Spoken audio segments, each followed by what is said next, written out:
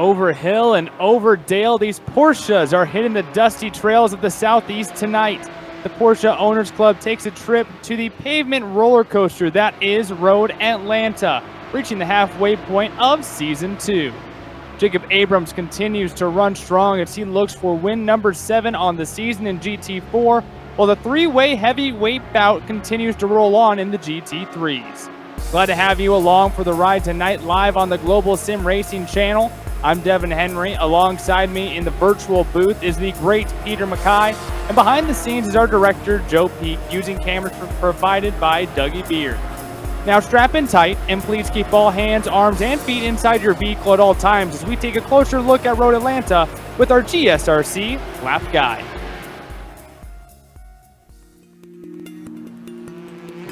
Welcome to Road Atlanta, the scene of incredible sports car racing for decades and the home to the Petit Le Mans. This is a track that has proven itself to be worthy of attention on a world stage. With it being situated only an hour northeast of Atlanta, Georgia, the circuit is in a prime location. But despite its flagship race, in contrast to the real Le Mans, the full course is a measly 2.5 miles long. The club layouts also clock in at just under 2 miles. Packed within this small lap length is a series of technical and challenging corners, some of which can be race-ending even when small mistakes are made. Turn 1 is a fast sweeper which compresses the car into the track, but the high speeds mean that when you go off, you typically go off in a big way. Turn 3 is notorious for its curved entry into a blind apex. Too far inside and you face a cut course penalty. Too far outside and you're likely to spin out. Then there's the unassuming Turn 5. The wide curbing lures you into getting greedy, but the close walls on either side gobble up cars and spit them out as a crumpled heap. With all the tricky fast turns, that's not to say that there aren't passing opportunities. The main one comes at the chicane at the bottom of the backstretch. The huge downhill drop into the turn makes outbraking yourself quite easy though, so be careful. The whole thing wraps up with the frightening final corner. With nothing but a giant wall right to the outside as cars fly through at high speed, it's not often that wrecks are small. Boasting a wide swath of series over its history, everything from NASCAR to Indy Lights and of course IMSA, the main use of the track is SCCA events and driving schools. No wonder this place is popular both in real life and here on the iRacing service. Fans will no doubt get to enjoy many more years of action at this incredible track.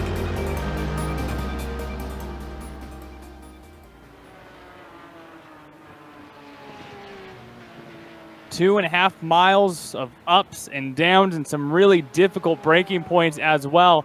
We bring in Peter Mackay, and of course, with all the difficulties here, there's a lot more than just the regular 2.5 miles that you're going to see from above. There is a lot that goes into just taking a clean lap around Road Atlanta. There absolutely is, Devin. It's a pleasure to be here for another race here in the Porsche Owners Club. And, well, Road Atlanta is one of, well, for me, one of the finest circuits anywhere in North America. Of course, the course that welcomed the first ever Petit Le Mans, which is now the, well, a staple of the IMSA WeatherTech Sports Car Championship. And one memory that comes to mind is back in 2008 when my fellow Scot, Alan McNish, crashed on the outlap to the pits, to the grid, and ended up winning the race. Very exciting indeed, and that's what this circuit gives up. As you said, lots of elevation, blind corners, super tricky, and I think particularly for the GT3 guys, it's going to be a big challenge. Really looking forward to it. 12 corners to navigate over a 30-minute race. Of course, before we get rolling tonight, as these drivers finish their final 10 minutes of open qualifying, got to give a big thank you to all of those who helped put this broadcast on, including Sunset Mortgage. Don't put your money in the bank, be the bank. Check them out today at sunsetcash.net. And Octavio Tequila. Celebrate now. For great tasting tequila, go to octaviotequila.com and purchase today. And Century Financial Consultants, making the rest of your life the best of your life. You can check out their website at centuryretire.com. And if you're interested with advertising with GSRC, you'll love our channel's 1 million monthly global impressions, and it's a great way to get your branding seen by a diverse audience. Follow the link in the description below on YouTube or visit globalsimracingchannel.com/advertising. And now we'll take a look here at the championship for both the GT3s and the GT4s. And in one class, it is an absolute runaway. The other class, I said, heavyweight bout. We are getting closer and closer, it feels like, every week with this points championship, Peter.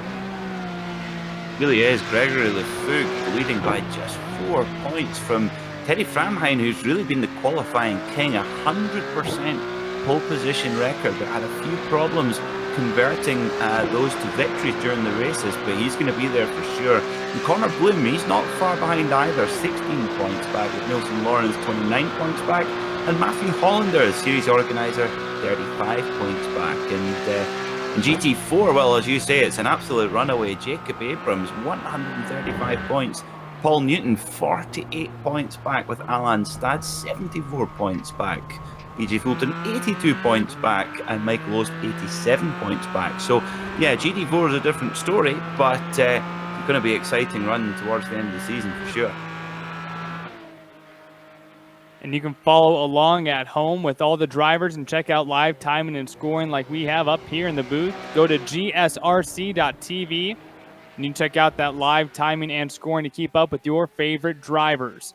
And also a very fun announcement this week with the Porsche Owners Club, adding races onto this season too. There was a very short 4-race season to open up their sim racing careers, and now the season has been extended to 16 races. This was supposed to be the third to last race of the season, and now a handful of races added, including a 60-minute race at Auto Club and a 90-minute race to end the season at Circuit of the Americas. That makes this race here tonight the midway point after the checkered flag flies. So Peter, tell us a little bit more about what we have in store and how these races are set up. Well, this race here, we've got a 30-minute open qualifying and then straight into a 30-minute race. And crucially, there, unlike some series on iRacing, it is an open setup. So you can, a lot of the guys you're watching on screen here are all Porsche owners and they know the cars well, but you've got to have that keen eye to get these cars set up. In particular, our GT3 runners in the 911 Cup car. It's a very fickle machine, requires a lot of track time to get it dialed in, but when you do, oh, it's very rewarding indeed. So look out for that. You'll see some drivers who, you can tell the ones who have put the practice time in as our race progresses. And a really interesting group of drivers. This is the Porsche Owners Club based out of California. This is not originally a sim racing club.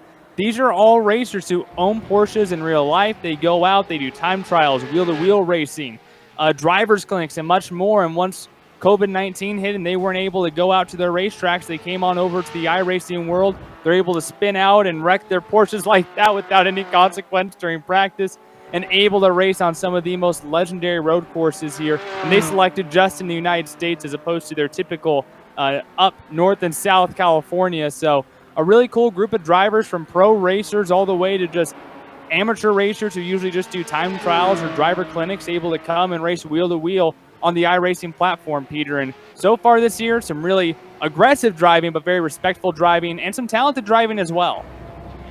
Absolutely. It's been an absolute joy to be involved with the series. As those listening will know, I'm an enormous fan of Porsche Motorsport. I have the great privilege every week to host the Porsche Sport podcast here in the UK, which is a lot of fun.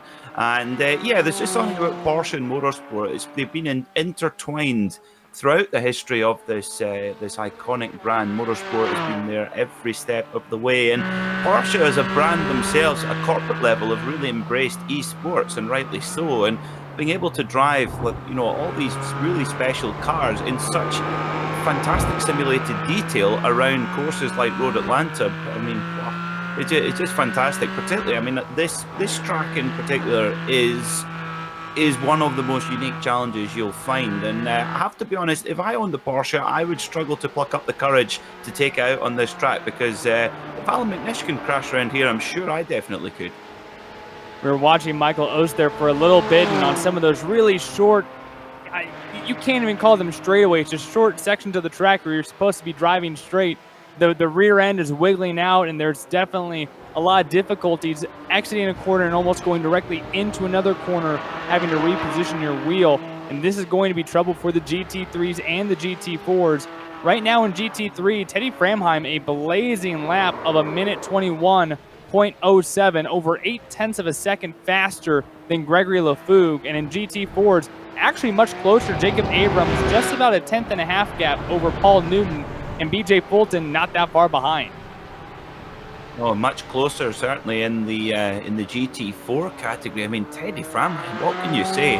In qualifying, looking like he's going to keep his 100% pole position record going. I mean, it's not that long a lap round here at Road Atlanta, but he's 0.8 of a second quicker. That is absolutely extraordinary pace from Teddy. Now, we talk a lot about Teddy's paint scheme in the 106 car.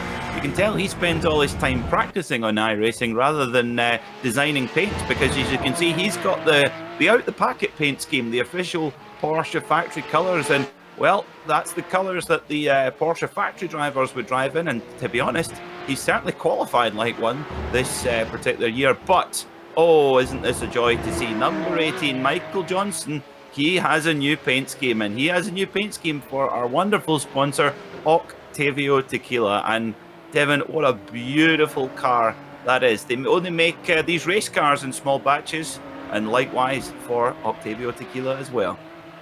Yeah, great paint scheme for great tequila. Good to see one of our proud sponsors of the Porsche Owners Club represented on the track this week. And you talked about Teddy Framheim just blazing off poles and poles and poles. Well, last week started in first, per usual, I guess I should say. But it didn't mean that trouble was out of his way. Ends up finishing 2 weeks ago it was, at VIR. Just an absolutely chaotic race that we saw last time these drivers were on track. Do you expect to see the same thing today, where mayhem might hit anyone at any given moment? In short, yes. VIR is a very, very challenging circuit. We saw a number of pro drivers in the IMSA WeatherTech Sports Car Championship at the weekend running into problems. It's a really, really hard circuit to drive around, and Road Atlanta is no different. It's quite bumpy, it's very undulating, and particularly, as I say, for the GT3 runners in that fickle rear engine machine, it's tough to master. But also what we must consider with, unlike at VIR, we've got a very short lap here, only about 1:20 round for the GT3 cars. So the lap traffic is going to become an issue at some point in the race. Even though we're only a 30-minute race, I would suspect that lap traffic is going to be a problem. And as you can see here with Gregory LaFougue on screen, this is actually a perfect demonstration that, you know, you've really got to be quite patient, because if you try and rush a move and in lap traffic, it can ruin your race, and there's not a great deal of time to recover. So that's definitely going to be a factor around here. So expect a similar type of race to what we saw at VIR. And only a couple of real, what I consider turns, like a 180 or a 90 degree or even a 45 degree turn. Really a lot of just curves in the road here. But Peter, what do you think is going to be one of the keys to make sure you hit your marks at maybe this corner or through the S's or wherever? Where do you think is a spot on the track that these guys need to keep an eye on the most every single lap? Well, one of the most important overtaking opportunities here at Road Atlanta is at the end of the back straight, heading down into turn 10A, when you're going all the way down from top gear down to second or third, depending on the vehicle you're in. So this exit here, as well as we are riding on board with Connor Bloom, that exit coming out of turn 8 is vitally important to get the run, but that's only half the time, that's only half of the job done. Really, it's on the brakes, on the downhill section here into the chicane, where we really need to be able to have that mastered. And the downhill braking zone in these GT3 Cup cars is really, really tricky. It's hard to get that car slowed down, but Connor Bloom showing us an absolute masterclass there of how to take that particular section. And that's where we're going to see a lot of the big moves lined up as the race goes on. And you can see that hill that he comes down there before making these couple of left-handed turns to finish his lap. This track can just be so intimidating, going down one of those downhills and having to hit a braking zone and not letting those rear tires slide out from under you, because when you have that much speed going into a corner, man, sometimes it just does not end well, because you just don't know how much brake to throw in there without throwing the rear end out because you have too much brake. That's right. Yeah, of course, the GT3 runners, they don't have the advantage of traction control, and in particular, they don't have the advantage. Oh, it's a big hit there for Jake Dekovic. Yeah, the GT3 runners, they don't have traction control, but most importantly, they don't have anti-lock braking, and it's very, very easy, even for a pro driver, just to pinch a little bit of a lock-up on the brakes, and that's certainly in the downhills. That's even trickier. This GT3 Cup car, I always say it wants to swap over and smack you over the back of the head under the braking. It's quite a finesse car, and we're going to see it separate the men from the boys, shall we say, during the race today. And glancing at the weather, per usual, these past few races, the weather is not going to help today at Road Atlanta. Air temp 70 degrees, not bad. Track temperature, a little over 100 degrees. It feels like we're in Phoenix, Arizona. 107 degree track temperature, although the track does have very high usage. But, man, high track temperatures, along with just these braking points, a very difficult race on the way for these drivers as qualifying wraps up. Absolutely. That high track temperature is going to make the track really, really greasy, and it's going to make the tires really struggle for grip. That high temperature is not what those Michelin tires like. So that's going to make this track even more difficult than it already is. Drivers ready to hit the grid, and so before we go green, let's take a look at your entire starting order here tonight at Road Atlanta. Teddy Framheim with a pole time of 1 minute 21.07 seconds. Bayan Salehi qualifying in second. Gregory Lafougue qualifying in third. Michael W. Johnson in fourth. Connor Bloom will start things off in fifth. Nielsen Lawrence in sixth place. Michael Bolton qualifying in P7. Sean Horvath in eighth. Matt Hollander brings it in ninth. And Eric Oviatt qualifying in the 10th position. Starting 11th will be Jim Slavic, rounding out the GT3 runners. Pole position in GT4 goes to Jacob Abrams, our championship leader. Behind him will be Paul Newton and BJ Fulton. On row 8 will be Doug Bocchioni and Michael Ost. Row 9 will be Storm Hagen, now there's a quick name, and Brian Swift, an even quicker name.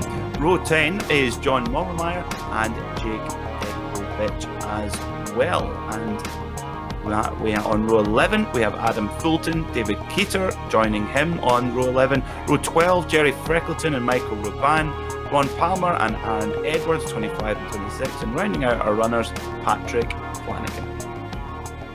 So as the drivers get out of the paddock and head on out to tonight's starting grid, they still got a little bit of time to get out there, but they will pace this entire 2.5 mile course at a very, very slow speed. They get one last look at it at that, calm heart rate, and then it's off to the green. No full course cautions here, all open setups. Some drivers turn on early, some drivers turn on late, but all we do know is if it's anything like these past few races, such like VIR, you really have to be careful. We saw a first straightaway incident in the GT4s. Yeah, we've seen that a couple of times where the GT4s are kind of a bit of a packed field. They do get a little bit overeager and can end up having quite an early incident. And here at Road Atlanta with that, well, you can see here these walls are very, very close in this starting section. And of course, they're basically coming in there flat out on cold tyres. And the cold tyres, well, even when it's 107 degrees track temperature, they do still need warmed up to their working temperature. So watch out for that coming down into turn 1. But particularly for our GT3 runners, they've got to try and subtly just generate a little bit of heat in the brakes here, although they're not really supposed to. They're supposed to maintain a constant speed behind the pace car, but you've got to be kind of cheeky a little bit and just dab the brakes and just try and build a little bit of heat into them. Because really, the first time you're going to really ask for their assistance, you have a little bit of a breathe on the brake, possibly on lap 1 going into turn 1, but really it's actually at the top of the hill at turn 3 and turn 4 where you're really going to have to be careful and watch for those lockups that we talked about. And these still shots that we're getting here on the broadcast, just a great reminder of how steep some of these hills are here in the middle of corners here. And while drivers do have the ability to go and change their tires during the race, typically not very helpful. You lose a lot of time on pit road, not enough to make up with those tires. But how do you navigate? How in the world do you keep your tires safe enough while going through a lot of these tricky S's, tricky braking points, and up and down these hills. Well, I think the main thing is just, Devin, is just the finesse, and that's particularly with the GT3 car. It's just being gentle on the brakes and particularly gentle on your throttle inputs. It's very much a car where the throttle is a dimmer switch, not a light switch. So you just have to just ease that throttle on and yeah, try not be too aggressive as you can. But as you say, it's very difficult to do. It's easy for us to say in the commentary box, but here at Road Atlanta, you're forever putting inputs into the steering wheel. It's a real workout, and it's going to be a real challenge for our drivers, as we see Teddy Framheim at the front, our pole sitter, really having some weaving about now, trying to get some heat into the tyres. So the drivers now deciding. Now, I do notice as well that we see that particular orange car running one of the other forms of beverage alcohol. Now, I think he should probably have to go and start through pit lane because he's not sporting our Sashiri sponsor, Octavio Tequila. I would have to agree, but we will have to talk to management about that decision. I think they will let him on the track for now at the very least. Maybe just a warning for him. But these drivers able to check out one last look at this track at a slower speed. You see them coming down this hill. The pace car will come on off. Still have a corner to go. Framheim and Salehi take the green. The Porsche Owners Club underway here at Road Atlanta, and a good jump for Teddy Framheim. Yeah, just what Teddy Framheim needs, just that perfect jump, not getting bettered into turn one. As we see Salehi spins his broadside across the track and does a brilliant job to get out the way, and actually does very, very well not to collect any of the other drivers. But what that's done, look at the gap now between Teddy Framheim and Gregory Lefug, with Connor Bloom in third as well. And well, for Framheim, he's got this couldn't have gone any better this opening lap. Salehi qualifying in second and is now the second car from the end of the field. He will have to trek his way all the way up through the field. Looking at second on back here in the GT3s as Abrams and the GT4 cars start to try to tow in. Some of those cars having a little bit of bad luck, and you already see how much these cars start to separate just halfway through this first 2.5 mile lap. Absolutely. Expect in the GT3 runners particularly, expect good drafting battles here. Lots of opportunity to draft the car in front going down the start-finish straight. And here we go, and Michael Bolton's going for a big look up the inside of Connor Bloom. You'll need to be late on the brakes to get ahead of the number 95. Remember, Connor Bloom, a pro race car driver, running the Pink Pig livery as well, but he's able to defend from Bolton. And Nielsen Lawrence, he's just stalking there in the background, just waiting to profit from any mistake. This is the battle for third overall and in the GT3s. You see how they have separated themselves from 6 on back behind them, but already Lefug starting to make a gap between himself and that Pink Pig car of Connor Bloom. Michael Bolton trying to find his way around this car, but as you mentioned, not a ton of overtaking zones. Where do you think is the best spot here about halfway through this lap?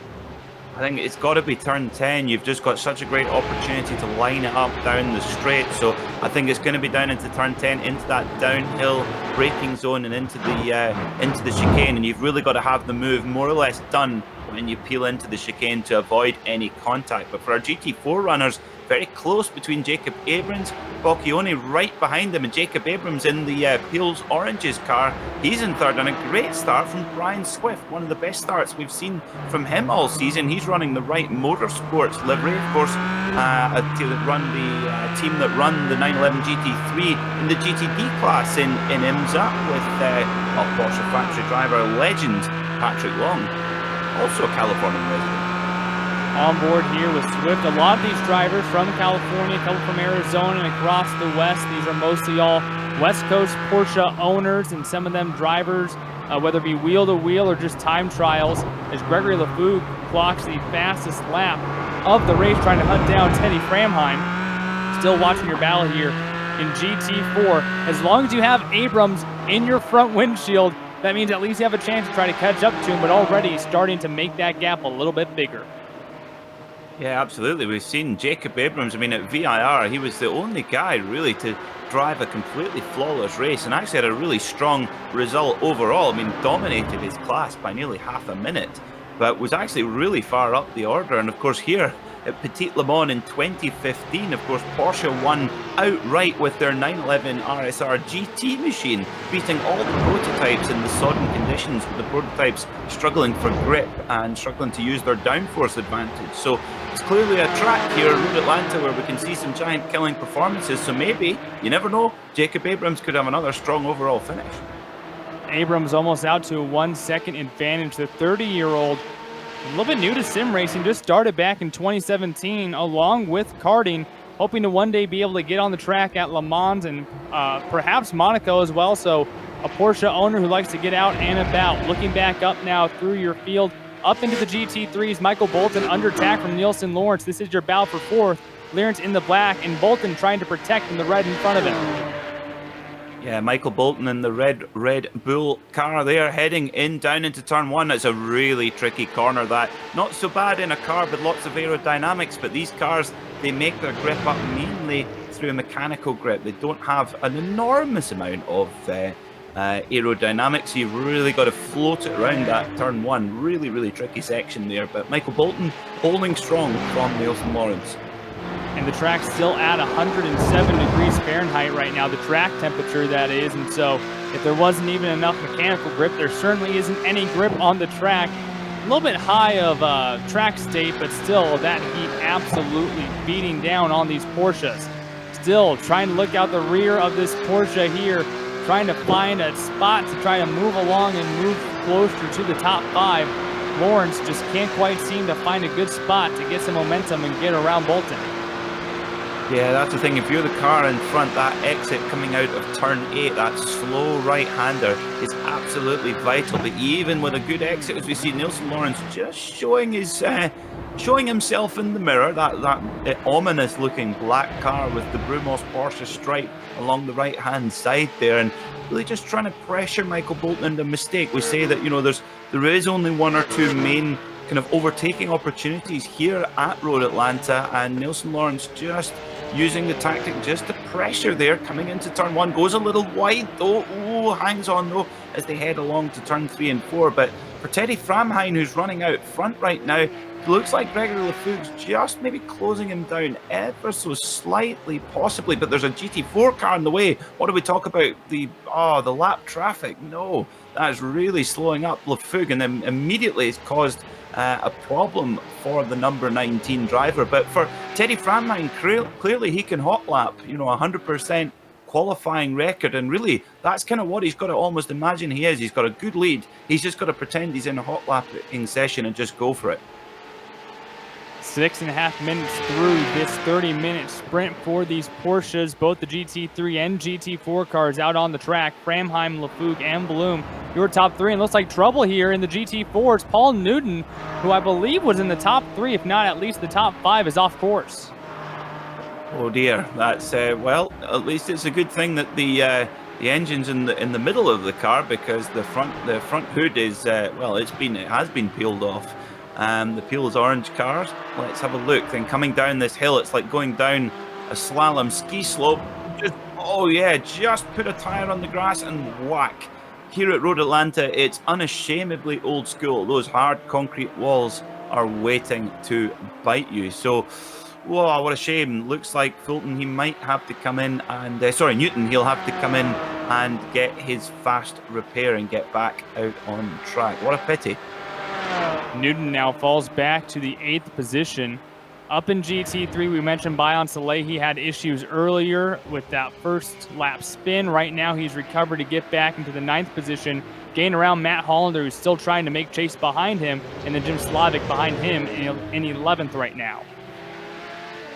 Yeah, Matt Hollander having an early spin as well in the opening laps, and this is a perfect chance for Matt, our series organizer, the Bernie Eccleston of the Porsche Owners Club Sim Racing scene, and he could do pretty well here to try and hook into the back of Bayan Saleki, who clearly has clicked well with this Road Atlanta layout. As we see Nielsen Lawrence goes to the outside, heading into turn 10, side by side. Michael Bolton very good on the brakes there. Is he going to hold it? Nielsen Lawrence just has it. Oh, that's going to be close. Oh, careful, guys, careful. Oh, I tell you what, these guys are flying closer than the red arrows. Tight racing for this 4th position. Unfortunately for both of them, already 10 seconds behind your leader, Teddy Framheim. But still, Bolton just hanging on to that 4th position in that Red Bull car. And Lawrence still trying to find a way to overtake that Red Bull machine for that 4th position. Yeah, Nielsen Lawrence just hustling, he's clearly showing himself in either mirror. You'll see him kind of weaving around behind Michael Bolton there, just showing himself in the mirror as we see, oh, now what's going on here? Brian Swift there in the Bright Motorsports machine going past, got BJ Fulton right in behind him, and this is a brilliant battle for the last spot in the podium as, oh, Fulton goes up the inside. Oh, gonna get it sticking. Oh, Swift loses 2 places there. What a pity. Storm Hagen, that middle black and orange car, moves up a spot into 4th position. Fulton now on the podium in 3rd. Looking back here at the replay, very close side-by-side racing. Really good respect from both drivers there, Devin. You know, there's could have easily made contact, but they're all giving each other good room, and Brian Swift just makes a tiny mistake there coming out the final turn, and that just allows Fulton and Hagen by, but he's still there, and look at that, Brian Swift, he's fighting right back. He's desperate to try and reclaim that position. Swift in the black and blue trying to hunt down Storm Hagen in the number 17 black and orange GT4 machine.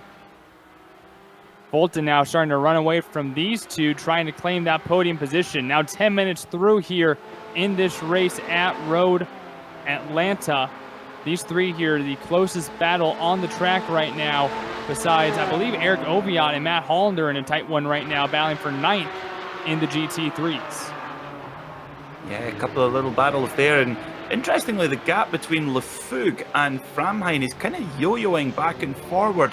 It was actually up as high as over 4 seconds at one point, but it's now back to 2.5 seconds. So I can only put that down possibly to lap traffic, because if you catch a slower car, GT4 car, at the wrong point here, sometimes you have to wait. For example, here at the Essence heading down the hill, well, it can be really tricky as we see. Yeah, here we go, Lefug and Connor Bloom coming through GT4 traffic. Now these guys, both pro race car drivers, they know how to handle that. They both race in sports car competition, so they're used to multi-class. But handling that traffic is such a key part here. And Lefug and Bloom can't quite seem to get away from each other as Bloom just trying to follow Lefug into the next points. And now back to this battle here. Michael Bolton, Nielsen Lawrence. This is for the 4th position on the inside. Lawrence takes the spot away finally from Bolton. This has been going on for what, 4 or 5 laps? It has. It's been an absolutely excellent battle. Brilliant respect from both drivers. Nielsen Lawrence makes a nice, clean, clinical move. Very nice to see. However, we're about to hit problems here with GT4 cars up in front, and that will give Michael Bolton another opportunity to get by. As we look at the replay, Nielsen Lawrence just sells a little bit of a dummy there coming through the S's. Oh, I spoke too soon. Just the tiniest little love tap there, but no harm done. But actually, that little bit just cost Michael Bolton his momentum. So maybe not quite as clean and clinical as I thought, but close enough. And as I mentioned, all these drivers own Porsches. They all do the Porsche Owners Club driving schools and whatnot. They also have driving clinics here on iRacing. So just like they would in real life when they race wheel to wheel, doing a driving clinic before every iRace, as well, and hold a multitude of practices throughout the week. Looking back at GT3, the fight for the final spot on the podium still has not calmed down.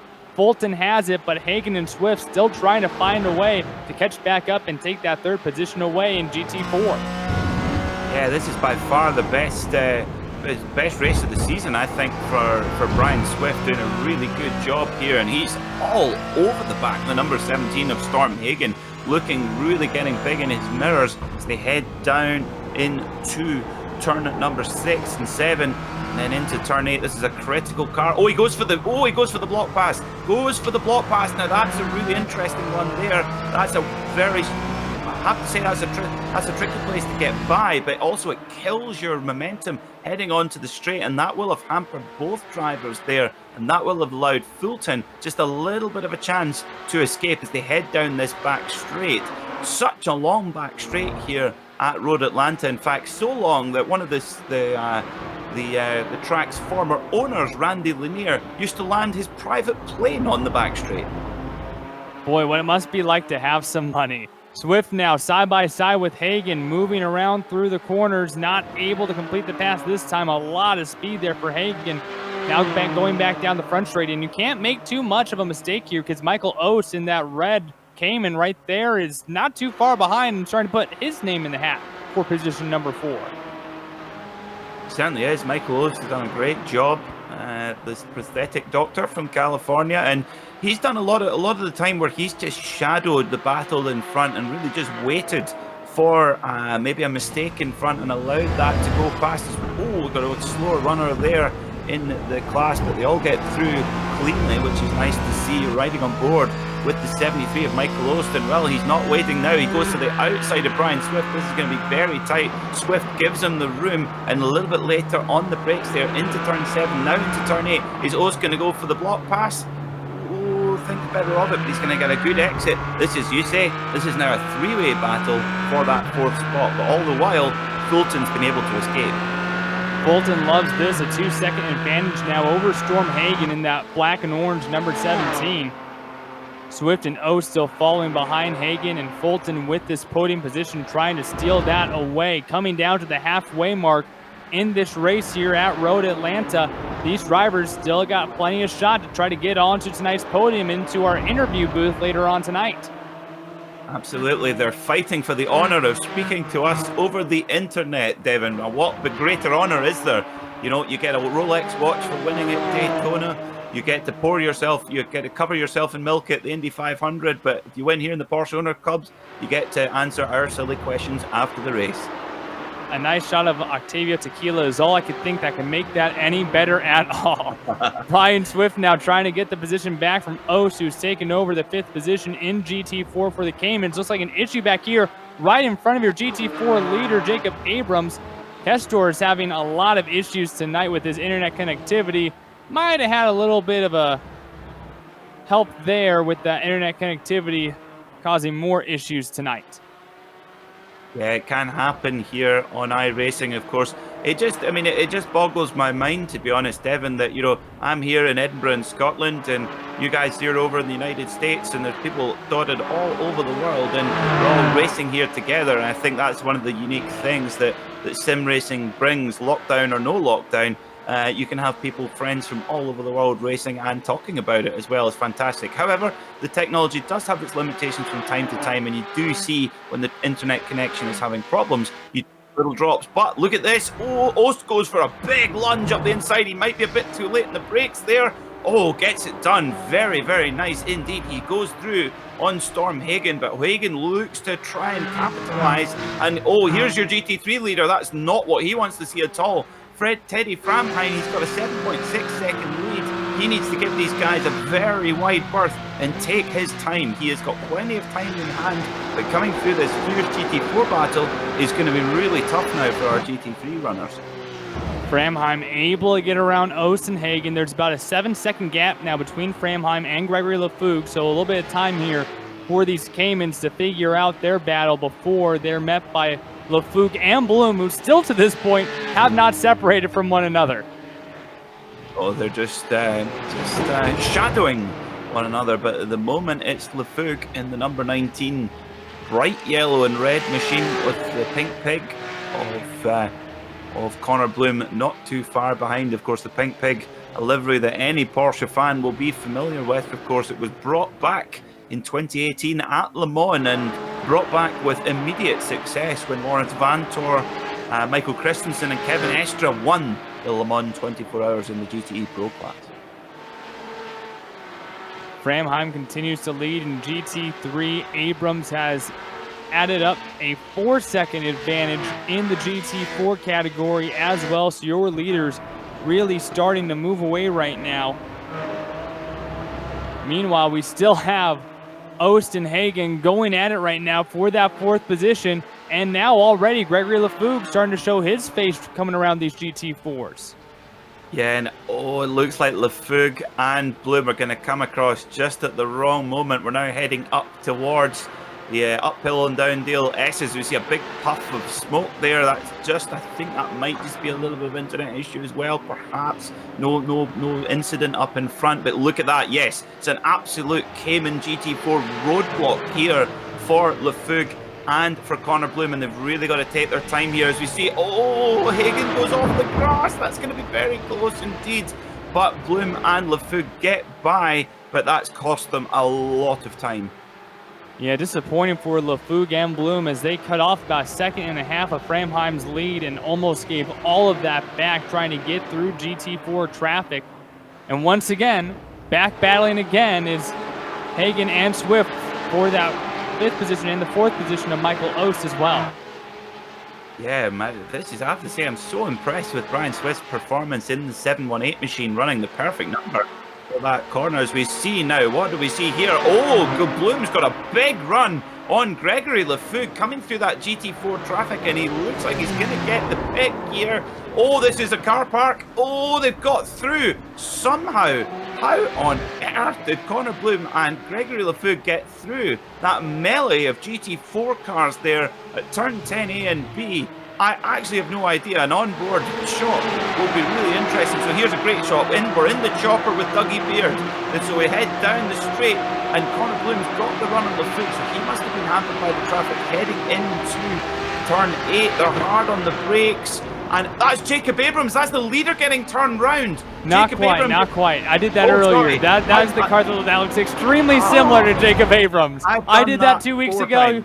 I've done that before now, and now you've done it on air too, so now we're even. We need to get him in an Octavia Tequila livery, and then we won't mistake him.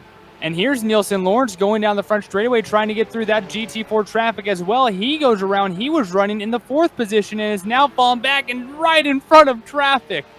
That is a close one. Now back into the 7th position. Lost 3 spots there with that spin on the front straight. Let's go on board here and let's take a look at what Michael Johnson sees here. Well, this is going to be something like a scene out of a horror film here for Michael Johnson, but look at this. Oh my goodness me, that's not one you see, but look at that. Hardly any steering input at all. Did not panic. Kept as cool as an ice-cold Octavia Tequila cocktail. Keeping that Octavia Tequila machine nice and shiny. No scratches, no dents on that one. Meanwhile, up front, Jacob Abrams once again on cruise control, moving into the final 9 minutes of this race here. Already accumulated over a 7.5 second lead, looking for win number 7 here in season 2. Nearly undefeated, only lost that one race about a month and a half ago.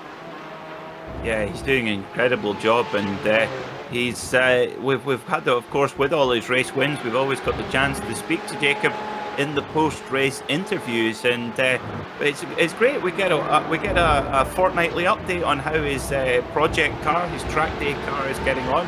I believe he should have the new turbo on by now. Well, I guess we'll find out in the interview room as we look at this battle still going on between Ost and Fulton. And Ost, now look at that, he's just prepped his way up and he's got an outside chance of a podium here. Look at that, BJ Fulton Michael Bolton, my apologies, trying to get his way through there, and he profited from the mistake of Lawrence and he moved up to 4th place. So all happening here. We did talk about the lap traffic, really important, and just this Road Atlanta track always developed brilliant racing, always action. And Devin, can you believe that this track was built in just 6 months? That certainly seems like a tough one. I know it's just 2.5 miles, but when you add in all of the hills, all the ups and the downs, and curbing around this track, yeah, that is certainly quite the feat. It certainly is, and they were in such a rush because they actually were opening it up for the first ever Can-Am race there in 1970 here at Road Atlanta, which Vic Elford, a Porsche legend himself, put on pole position. Now, I can't imagine driving a 1970s Can-Am car around here. It must have been utterly terrifying. And that one might be a little bit tough. I think that these Porsches here might be a little bit more acclimated to track conditions such as this, as technology has continued to grow and grow. Looks like more trouble here and there for the GT3 traffic trying to come through those GT4s, and that's even kind of shrunk up the gaps between some of these GT4 competitors as well. Yeah, the traffic has been a huge factor today, as you see Michael Johnson making his way through, trying to keep as patient as he possibly can. And look at that, Nielsen Lawrence is actually going to go.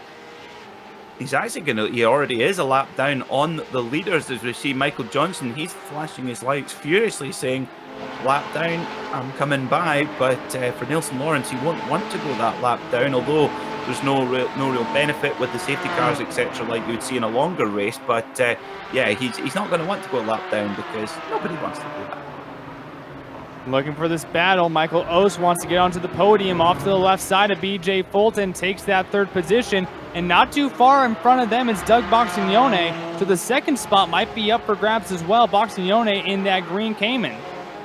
Yeah, Michael Ost is absolutely on a tear, and that move going down into turn 10A was straight out of the textbook. Absolutely fantastic stuff. Clean, fair, but decisive. You know, really well timed as well as we see the. Oh, it's a spin! It's a spin now. Who is that? Who's gone off? I can't quite tell on screen. One of the darker coloured cars. Not quite sure. I think that might have been a lap car, but still, that is one of those hold on to your steering wheel and you are white knuckling around someone. Yep, certainly is here. And we see one of the GT3 machines just in front of Bayan Salehi there, the orange machine there, representing other form of alcohol beverage product, which will not be mentioned on air because it's not Octavio Tequila. Bayan Salehi, remember Bayan Salehi studying for the bar exam right now, and he's charging back up the field after that early mistake, and looks like he's got a lot of pace on that car, but more a story of what could have been for him, Devin. Right here, about for second, Ost to the inside of Boxignone, trying to use the right side here, going into this corner. Has a little bit of that momentum and looks like he will clear for that second position. And just in front of them, that's another battle as well for position, but that's in the GT3s.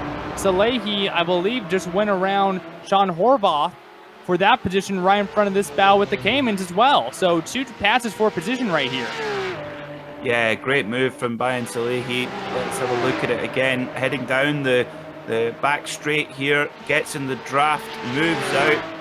This is exactly how the instruction book would tell you how to do it. Hard on the brakes, just gets it touched down to the apex, blocks it on the apex, in the middle of the corner, and he gets the move done. That's exactly how you do that. Brilliant stuff from Bayan Salehi, and look, already pulling a few car lengths. He's now up to 6th place. Just 31 seconds off the leader, Terry Framheim, and yeah, we said it was a case of what could have been. Certainly, I've got to think it would have been a podium shot for Bayan Salehi. Certainly had a shot, but now still trying to trek through the field, about 6 seconds behind 5th place Michael Johnson. Framheim now almost to a 9-second advantage. Meanwhile, a battle for that final podium position in the GT4s. Boxignone has been caught by BJ Fulton. Was running second just about a lap ago, but under attack once again. Might lose another spot before this is all said and done. Yeah, Fulton just trying to get in the draft here, but you can see these GT4 machines, they, for whatever reason, they just don't have the same drafting impact that the GT3s do. Of course, they're quite a little car, they only punch quite a small hole in there. That might have something to do with it as well, but as you see, as we head down into the final corner, this is really, really tricky. You want to be careful not to get too cozy with that inside curve, because that can really unsettle the car and get it pogoing around and into the wall as we head into turn 1. Beautiful corner again. Oh, dear me. Fulton taking a lot of inside curve there, Devin. That is very true. Trying to get whatever advantage that he can, maybe shoring the track up just a little bit to try to get into that third position and land back up on the podium. Fulton, this 277 machine, trying to catch 3rd place. The 581 green machine looking to the left here, not going to be able to find a hole. Boxignone's going to gap quite a bit here. Yeah, I think maybe Fulton either made a mistake there or just trying to get in the mirrors of Boccioni, but that just allowed Boccioni, who was on the correct line, just to grab a couple more car lengths. But this is the corner here, turn 7, my apologies. There you go. Turn 7 into turn 8 under the Mazda bridge, and the exit out of that corner, absolutely vital, because that gives you the run all the way down the back straight as they work their way up the 6-speed PDK gearbox, opening up all 425 horsepower of these little GT4 machines. And not much to separate them on the straight there as they head down into turn A at 10A and turn B 10AB on the brakes. Looks like an issue for Michael Bolton, who was running in the 4th position right now on pit road. Bayan Salehi now moves into the top 5, and it looks like Bolton here didn't tow into the pits. I don't really see much damage either, but able to get into the pits, and will lose multiple positions with a minute 30 remaining in this race. That's a strange one. We didn't see anything happen to him on track for Bolton, so that's a pity. But yeah, Bayan Salehi, he's done a really good job to climb his way back up the field. This might be all she wrote. He's in 5th position right now with just a minute or so to go, and now our leader, Eddie Framheim, he's going to take the white flag here at Road Atlanta. Framheim, another clinic put on here, looking to take the white flag and grab another victory here on the season. Shout out to our director, Joe Peak, giving maybe a potential explanation for what happened there to Bolton, maybe on short fuel. Remember, this is an open setup, and being so close to the conclusion of this race, that's something that you try to do, is try to be as short on fuel as possible, make these cars as light as possible.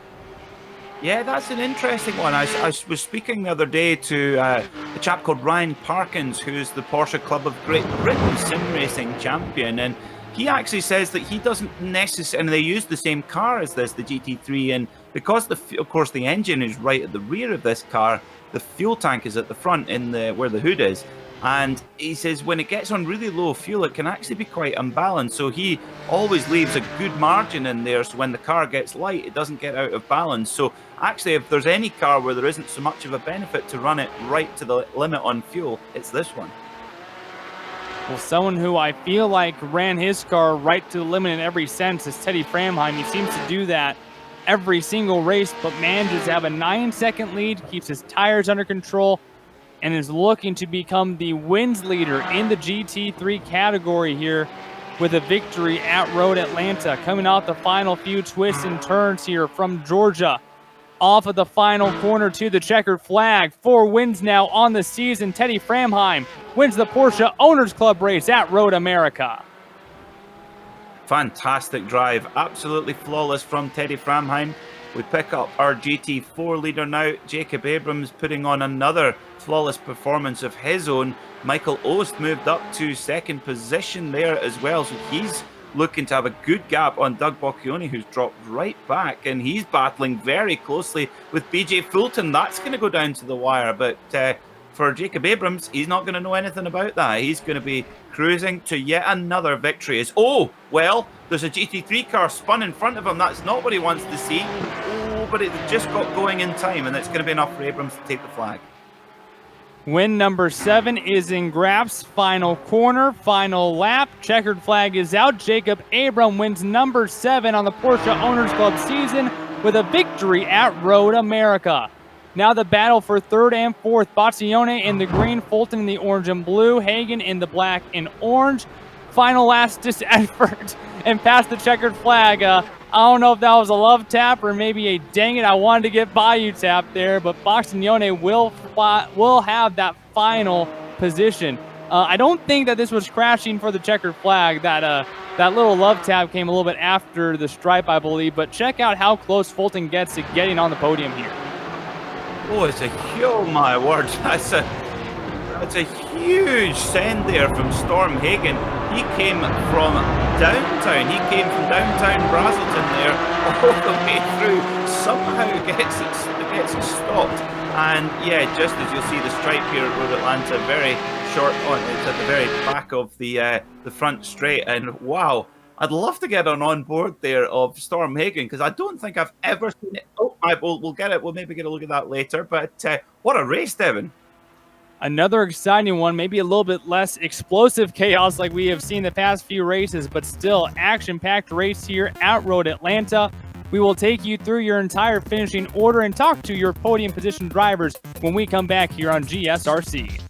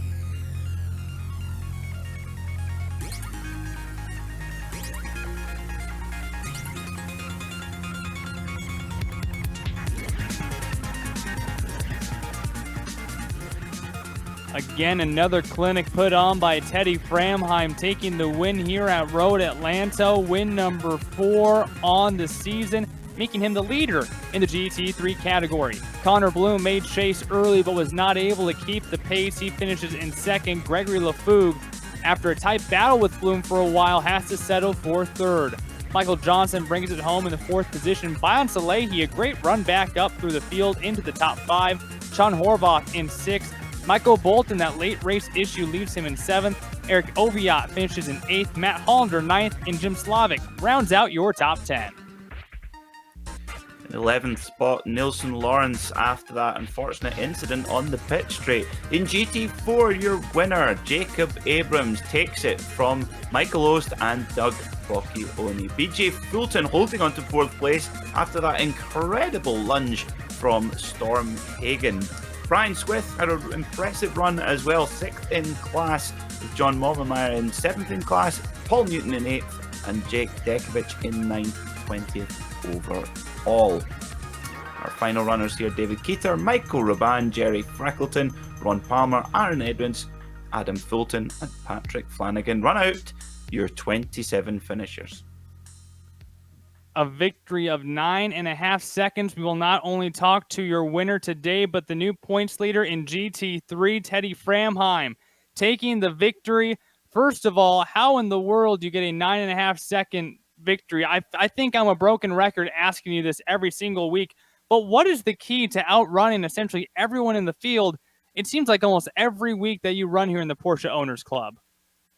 Well, I'd say, to be fair, 2 weeks ago was not great. I didn't have as much time to prepare, so threw the car into turn 1, slid off immediately. So this felt like more of a bounce back win, and just I put a lot of time the last 2 weeks into both driving the track as quickly as I could in optimum conditions, as well as driving alternate lines on cold tires to make sure I was prepared. There was just so much overlap between the classes at this track that you could be fast alone, but I probably spent 20 or 30% of the time behind other traffic having to navigate that. Just a 2.5 mile track, over 20 competitors on the track at the same time. What would you say was the most difficult part here today at Road Atlanta? Was it the traffic? Was it the hot track temperature? What do you think it was? Definitely the traffic.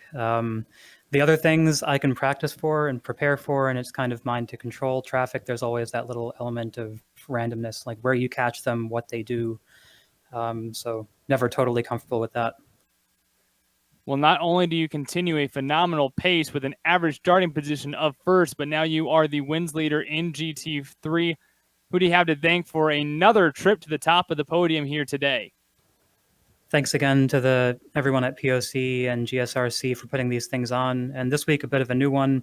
Thank you to CAL FIRE for keeping all of us safe. It's smoky outside, but I'm safe and sound inside and getting to continue to sim race. So thank you to them too. Well, it's fun to always watch it out here. Teddy Framheim taking the win here at Road Atlanta. Congrats, Teddy. Thank you. Well, we will keep on going through your podiums here in both the GT3 and the GT4. Peter's caught up with the victor in GT4. Jacob Abrams, another flawless drive here at Road Atlanta. Tell us all about it. Hey guys, well, that was kind of a tough one. It felt a little bit like driving rush hour traffic in the 405, having to dodge some slow cars and have some faster ones flying past me, and it was mostly a kind of a war of attrition and dodging traffic more than anything. Yeah, it certainly looked like that up in the up in the booth here, and to give our viewers an impression of what it's like as the slower class. Of course, you're in a commanding lead in your class, but of course in a slower vehicle. What's it like? How do you handle it? Do you try and move over, or do you just hold your line, or what's the trick to managing that traffic? It's sort of a case by case basis. I'm looking at what corner I'm entering when somebody's coming up on me, and if I have space to move over without really losing any time, I would like I try and do that. But also just the big trick is just being predictable more than anything, because the last thing you want is to go one way and the other guy to go the other way, and then you both collide into each other. So being predictable is a number one, trick there. And then, just looking at the interval to the car behind me that's passing me and the car that's next behind me in class, and sort of figuring out how much time I can afford to lose in any given corner. And if somebody's close, I'll be more aggressive. If there's somebody next guy's 10 seconds away, I can be a little easier with the traffic that's passing me. Oh, thank you for the insight. Very interesting indeed. Now, Jacob, I feel like it's a tradition now since we speak on a fortnightly basis. How's the project car getting on? Have you got the new turbo in, ready to go to get it out on track? No, not yet. We're trying to time it between events, see what's the maximum time to do the work on it, because it's going to be pretty intensive. So we're actually going to be starting beginning of this week. I wanted to run it this last weekend and not have to rush, so we just kept it as is, and so getting started on it very soon, and hopefully it goes well. Oh, well, all the very, very best of luck with that. And before we let you go here on the Global Sim Racing Channel, anyone you want to give a shout out to?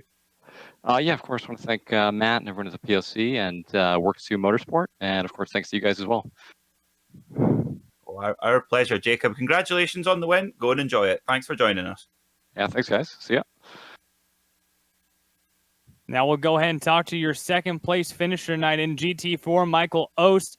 Everyone so far has really talked about how tough the traffic was on this 2.5 mile course. And not only did you have traffic going by you and you're going by traffic as well, but you had a couple of really tight battles. How difficult was it for you, not just dealing with traffic, but doing so while you're trying to fight for position?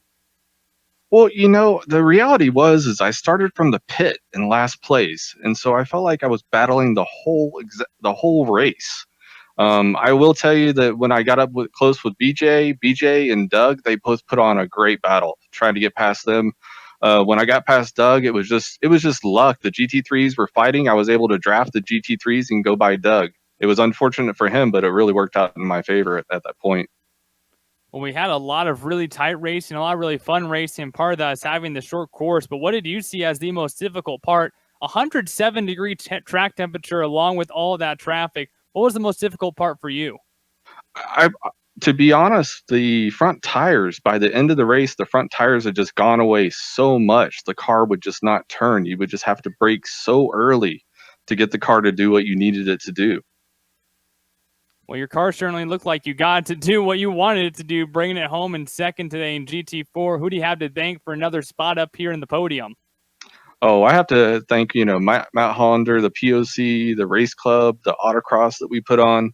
A lot of these guys we race with on the track, and we also race within the autocross. And they don't make it easy on the track. They don't make it easy on the autocross, and they definitely don't make it easy on the sim. So I like to thank all those guys. They make it so much fun, so competitive, and that's what we all race for. Well, it's been fun to watch you guys race for that here on the iRacing simulator. Congrats on second place finish. Thank you, sir. Next time I'll try to start on the grid like normal people. Wait, well, that sounds like a plan to me. Michael Ost there coming home in second. Now let's go ahead and talk to your third place finisher in GT4. Peter's caught up with Doug Boccione.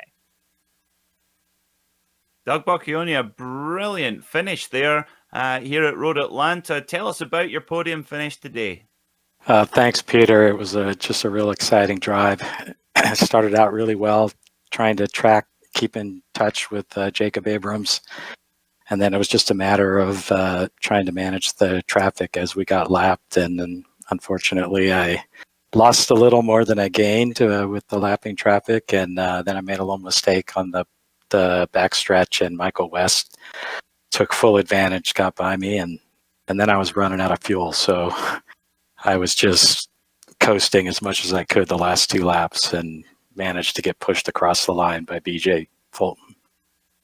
Oh, that fuel light coming on, just as painful in the sim world as it is in the real world. You think, oh, where's the next fuel stop? Oh no!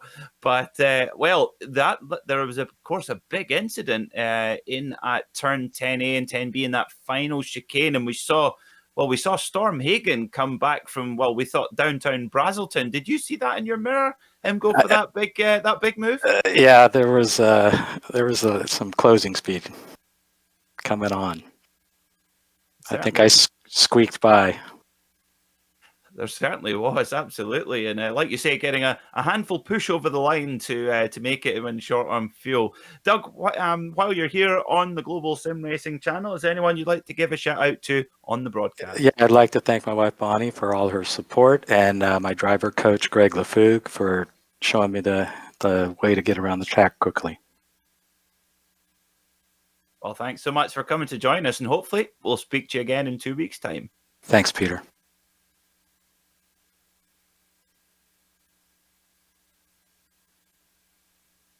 Well, one more driver we will talk to, your fourth place finisher in GT3, Michael Johnson. Peter, I know that you've had a burning question, or, Peter, I know you've had a burning question, so why don't we get that out of the way? I think we should.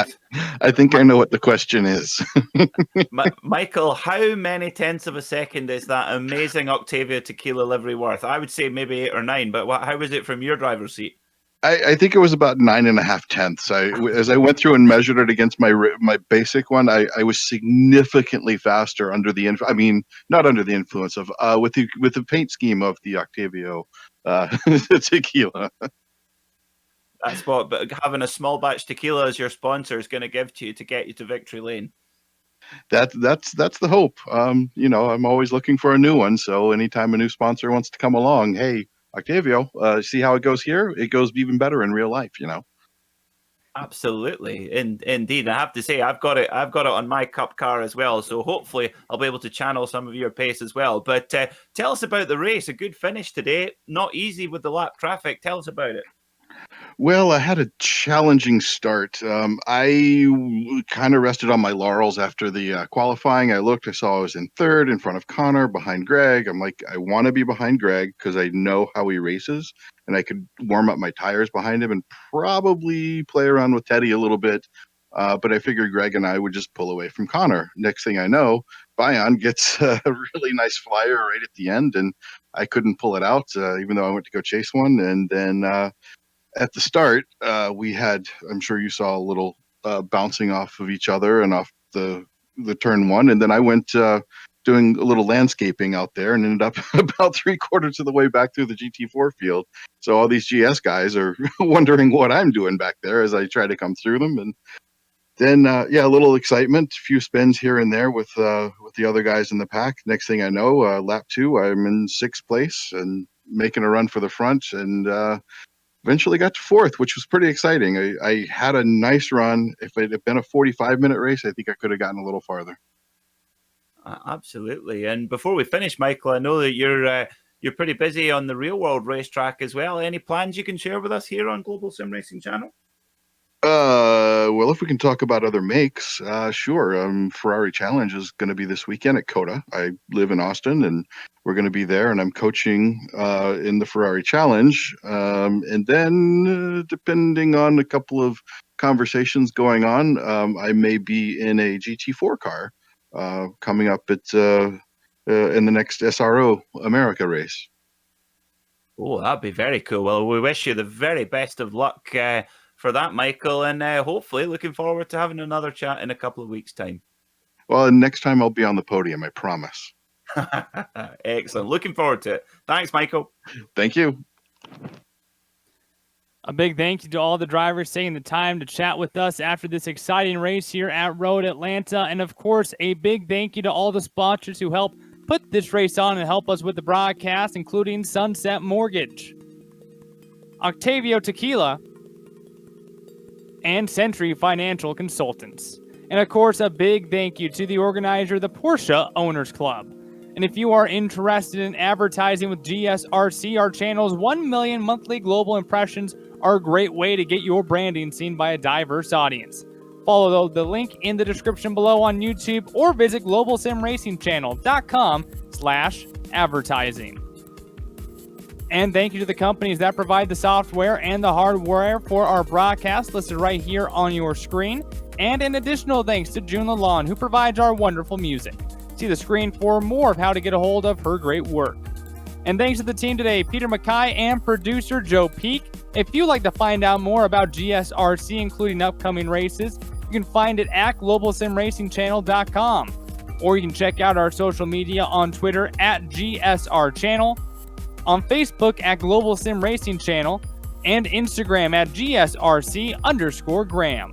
And if you would like to support the channel, go check out our merchandise store at gsrc.storeenvy.com. The link is in the description below. And don't forget to head on over to our YouTube page. Hit that big red subscribe button so you never miss a moment here on the Global Sim Racing Channel.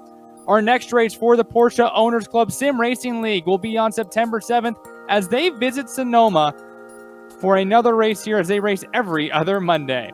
We also have more upcoming races for many other series listed right here on your screen, so be sure to check those out and mark them on down on your calendar. Until next time, race clean, race hard, and we'll see you at the track.